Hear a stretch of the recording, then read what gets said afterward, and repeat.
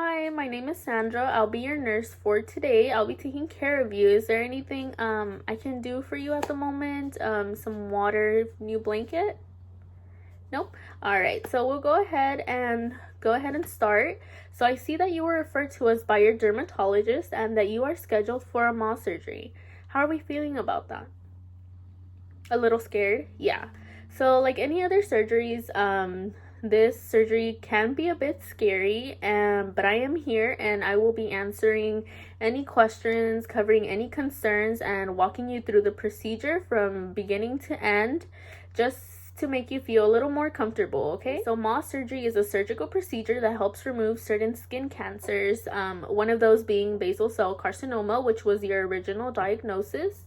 Basal cell carcinomas are the most common type of skin cancers, and they often have some very identifiable factors, such as different shape, different color, different size, and elevation. Although they do vary in characteristics, in visual characteristics, if we see something abnormal in our skin, we definitely want to get it checked out, especially if it's something that has not been there or has been changing in size or in color more rapidly than it probably should.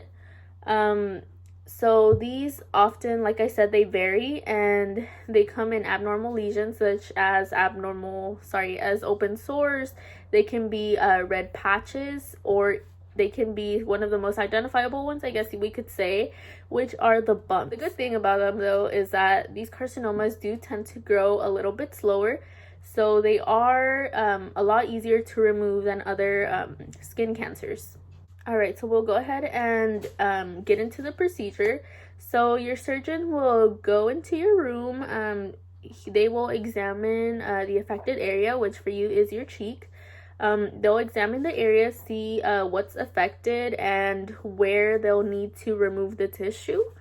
They'll also apply some local anesthesia at this point, and what this does is just numb the area around it. So you'll still be awake, you'll still be conscious, you'll know what's going on, but you won't be able to feel as much. Okay, so after that, after you get your local anesthesia, after the surgeon knows what area a tissue will be removed, they'll go ahead and take their scalpel, which is the tool they'll be using, and they'll go ahead and remove that affected area, or at least what's visible. Like many cancers, it is hidden in the tissue and it might not always be visible. So because of that, what the surgeon will do next is send that sample over to the lab. What they will do at the lab is examine your sample under the microscope and see if there are any cancerous cells left in your sample. Now, there are two things that can happen. One, there are no more cancer cells. Two, there are still some cancer cells left. Now, if you have no cancer cells left, all you needed was one layer of removal, then you are good to go on to the next step. Now, if there are still some cancerous cells left behind, what the surgeon will do is go back to your room and go ahead and remove another thin layer, and they'll keep doing this until there are no more cancerous cells left in your cheek area. The affected tissue is removed.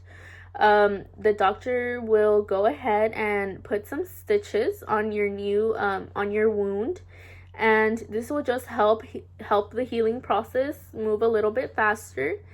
You do want to make sure that you are taking good care of your scar. Go ahead and do daily cleanings, and change the bandage if bandage is needed due to discharge. You also want to go ahead and check if there's any edema or inflammation, which can be an indication of infection. So if you get any of that, just go ahead and give us a call. We'll walk you through the process and call you in, see what's going on there. Also, I do want to let you know that there is a chance of scarring, but this can also depend on the size of your incision, which depends on how much tissue is removed, as well as your aftercare, so how well you take care of your wound. All right, so that's all I have. I know it's a lot of information to take in all at once, But are there any questions that I can answer for you at the moment? No? Alright. I'll follow up with you afterwards and go ahead and go over more discharge instructions and give you a step-by-step guide.